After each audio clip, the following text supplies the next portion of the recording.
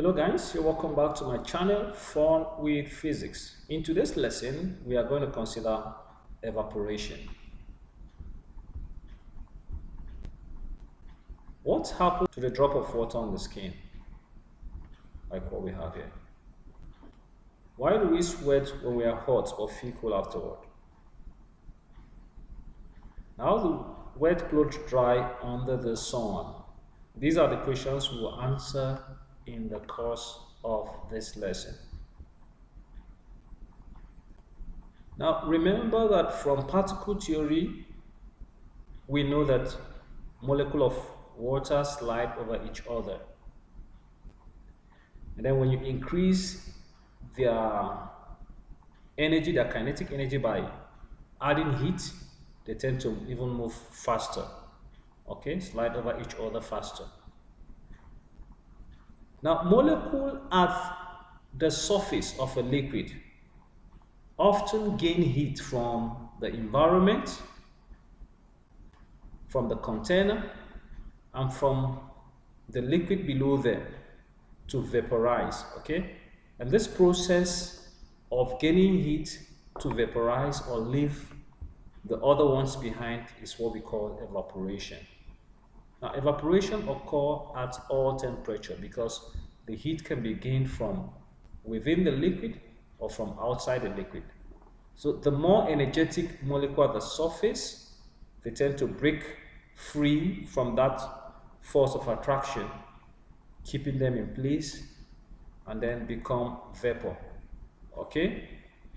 Now in this way, since they are also benefiting from the molecule below them, the ones below them tend to have less kinetic energy, okay, or tend to have less energy. In that way, the liquid become colder.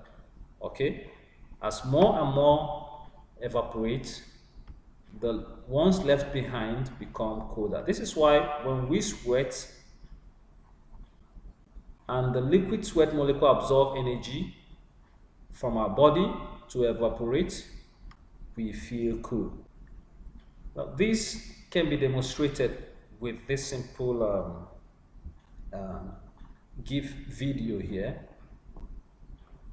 to show you what happened exactly when liquid evaporates. Now, notice that the ones at the surface, the particle at the surface evaporates, and then reducing the quantity of the liquid, or the volume of the liquid, not just the volume but also the temperature, the amount of energy in the liquid also drops. Notice that the one at the surface are more energetic since they vibrate more. And notice that the heat is from the surrounding, okay, from the container, and even from the ones below them to evaporate. Evaporation versus boiling. Now, boiling and evaporation often lead to a change of state because liquid tends to change to vapor here. So also in this case, liquid changes to vapor, but they are different. Okay? Evaporation occurs only at the surface, but boiling occurs throughout the liquid. Now the vapor pressure here is less than the atmospheric pressure that we have around. But in this case, the vapor pressure is greater than the atmospheric pressure around the boiling liquid. Okay? Now notice in this picture here that the evaporation is happening and it occurs in any temperature, but boiling occurs at a specific temperature. Okay? So we can summarize the difference between evaporation and boiling here using this table. Boiling occurs in a specific temperature, that's at boiling point, but evaporation occurs at any temperature. Boiling occurs throughout the liquid, like what we have here, but evaporation occurs only at the surface. And then in boiling, there is formation of bubble, but evaporation, no bubble is formed. What factors influence the rate of evaporation? The best way to think about the factors is to think about what makes your laundry dry faster. One of the factors is When it's sunny, your laundry tends to dry faster, so heat is important, okay, to hasten up evaporation. Another factor is uh, your laundry here dries slowly during the rainy season. That means humidity also play a vital role. So when it is humid, evaporation is low, okay, compared to when it's not humid. Faster when you spread out your clothes more, okay. So this goes to show that surface area is important.